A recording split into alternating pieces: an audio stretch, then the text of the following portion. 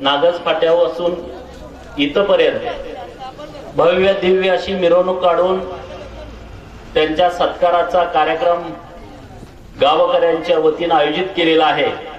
आणि या कार्यक्रमाच्या साठी उपस्थित असलेले या गावातील पहिले फौजी ज्यांनी आता त्यांचा मान सन्मान सत्कार केला ते माननीय राजाराम आबा, व्यासपीठावरती उपस्थित रायवडी गावचे सुपुत्र आणि सोलापूर MSCB चे जे चीफ आहेत ते आदरणीय ज्ञानदेव पडळकर साहेब, बिरोबा देवस्थान कमिटीचे अध्यक्ष रावसाहेब कोळेकर, माझे दुसरे मित्र सुभाष खांडेकर,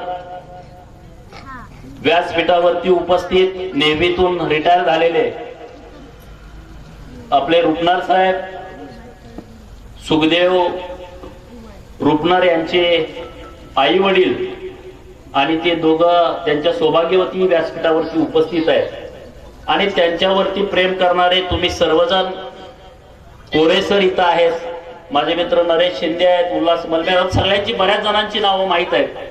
तुम्ही सर्वजण इतक्या चांगल्या कार्यक्रमासाठी उपस्थित आहात आणि मला आवर्जून सगळ्यांना सांगायचं आहे, महाराष्ट्रातल्या देशातल्या लोकांना सांगायचं आहे की जे जवान आपल्या आई वडिलांना सोडून, आई वडिलांचा जीव असा नखात आलेला असतो, टीव्ही वरती कधी बातमी लागते की बाबा इथं इथं असा अतिरेक्याने हल्ला केला, गोळीबार चालू आहे, तेव्हा त्या आई वडिलांचा निम्मा जीव इथं असतो आणि निम्मा जीव त्या काळजाच्या तुकड्यावरती तिथं सीमेवरती माझा मुलगा काय करत असेल, माझा मुलगा जेवला खाल्ला असेल का, तिथली परिस्थिती काय आहे, असा निम्मा जीव तिकडं आणि निम्मा जीव इकडं, अशी परिस्थिती प्रत्येक आई वडिलांची जवानांच्या असते। आणि आजचा हा कार्यक्रम खरी तुम्ही येणार का? आता असल्या भव्य दिव्य चांगल्या कार्यक्रमाला मी येणार नाही तर मी जाणार कुठं? आज माझ्या पडळकरवाडी गावची यात्रा आहे आणि मी ठरवलं होतं की आज कुठंच जायचं नाही, पण मी म्हणलं आज यात्रेपेक्षा सुखदेव मेजरनी जे देशासाठी काम केलंय त्यांचा मान सन्मान सत्कार करणं हे आपल्या सगळ्यांचं कर्तव्य आहे। आणि म्हणून आज इथं इतक्या तुम्ही संख्येने उपस्थित आहात। खर तर देश सेवेसाठी आपली अनेक गावगाड्यातली मुलं तिथं काम करतायत आणि प्रत्येक गावातल्या युवकांनी, प्रत्येक गावातल्या राज्यकर्त्यांनी, पुढाऱ्यांनी, प्रत्येक जो जवान रिटायर होतो त्या जवानाचा सन्मान करणं हे आपल्या सगळ्यांची जबाबदारी। मित्रांनो, बाहेरच्या देशामध्ये युट्यूब वरती तुम्ही बघितलं की बाहेरच्या देशामध्ये जवान जरी रेल्वे स्टेशन वरती दिसले, एसटी स्टँड वरती दिसले, विमानतळावरती दिसले, सार्वजनिक ठिकाणी कुठेही त्या देशाचा जवान दिसला तर तिथल्या नागरिकांची पद्धत आहे उठून उभा राहायचं आणि त्यांना सॅल्यूट करायचं। असे अनेक राष्ट्रांमध्ये चालू आहे। मग आज आपल्या सगळ्या जवानांची जबाबदारी आहे की आपण असे जे आर्मी मॅन आहेत अशा सगळ्यांचा रिस्पेक्ट करणं, त्यांच्या आई वडिलांना मदत करणं, त्यांच्या आई वडिलांना, भावांना गावामध्ये कुठं त्रास होता कामा नये याची सर्वस्वी जबाबदारी आपल्या सर्व युवक मित्रांची आहे। आणि त्याचाच भाग म्हणून आज इतक्या संख्येनं, हजारोच्या संख्येनं तुम्ही सुखदेव मेजर साहेबांचं अभिनंदन करण्यासाठी, त्यांचा सत्कार सन्मान करण्यासाठी इतक्या ताकदीनं तुम्ही तो उपस्थित राहिलाय, मी तुमचं मनापासून अभिनंदन करतो।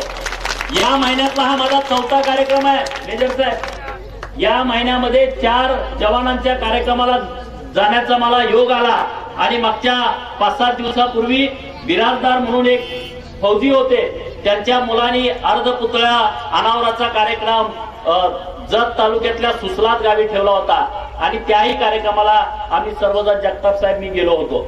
आणि लोकांच्या मध्ये आता जवानांच्या बाबतीमध्ये खूप रिस्पेक्ट वाढायला लागलाय, जवानांच्या बाबतीमध्ये त्यांचा आदर करणं। अनेक जवान शहीद झालेत, आपल्या केरेवाडीचा सरगर नावाचा मुलगा देशासाठी शहीद झाला, आपण सगळ्यांनी बघितलं।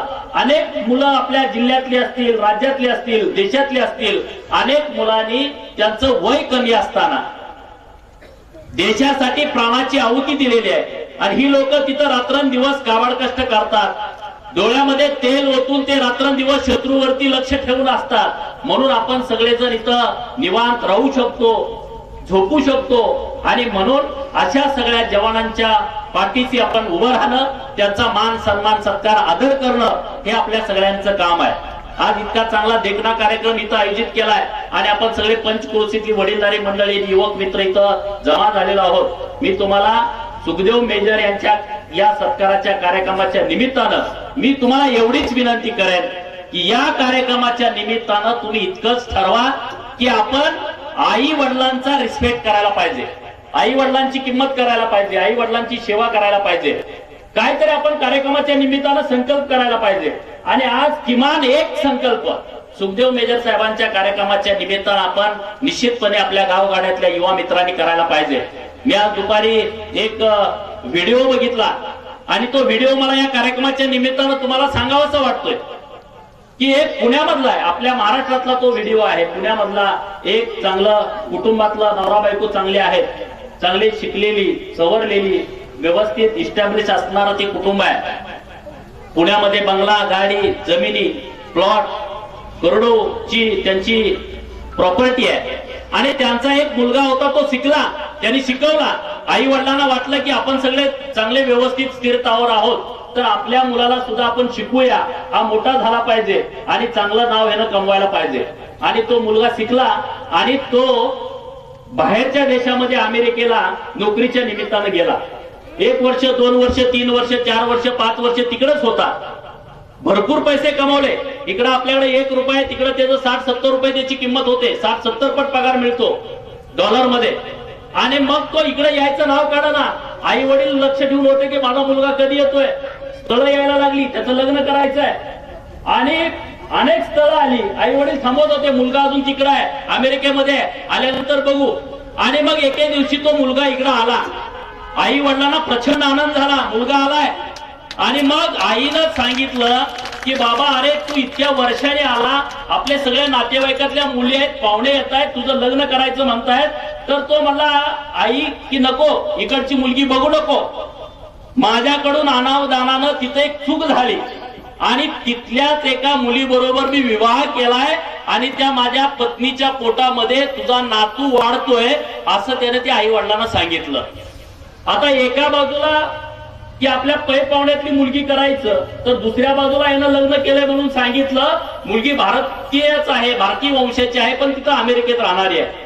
आणि मग असं म्हटल्यानंतर आईला वाटलं बरं झालं, आता ठीक आहे, आता मुलानं चूक केली असली तरी त्याचा नातू होता पोटामध्ये वाढतोय म्हटल्यावर ते आईला आजोबाला आनंद झाला. आणि मग तो मुलगा म्हटला, मी तिकडं आहे, इथं कोणच नाही, तुम्ही दोघंच इथं राहताय, तर तुम्ही आता मी सून आणि आता नातू पोटामध्ये वाढतो, हे सगळे अमेरिकेमध्ये आहेत आणि मला वाटतंय की आता इथं आपण राहायचं नाही, तुम्ही माझ्या बरोबर अमेरिकेला चला.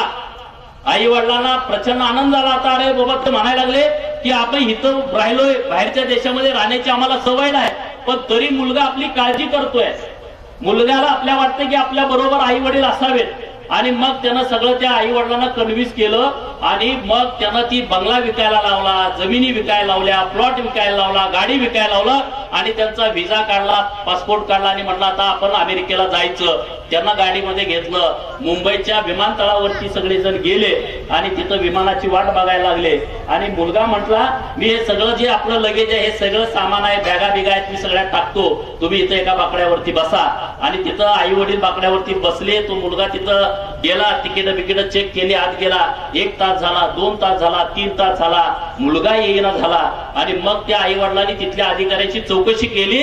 अरे एवढा वेळ आमचा मुलगा इथं बॅगा टाकायला गेलाय, तो कसं काय अजून परत आला नाही. त्या अधिकाऱ्याने विचारलं, कुठं जायचंय तुम्हाला, किती वाजताचं तुमचं तिकीट आहे. आणि मग त्यांनी मुलाचं नाव विचारलं आणि मुलाचं नाव विचारल्यानंतर त्यांनी तिथं कम्प्युटरवरती चेक केलं, तर त्यांनी सांगितलं तुमचा मुलगा उडून गेला. आई वडील म्हणले, काय झालं, मुलगा उडून कुठे गेला. तर तुमचा मुलगा या 9च्या विमानानं अमेरिकेला निघून गेला. आणि आई वडील तिथंच बाकड्यावरती बसून आहेत.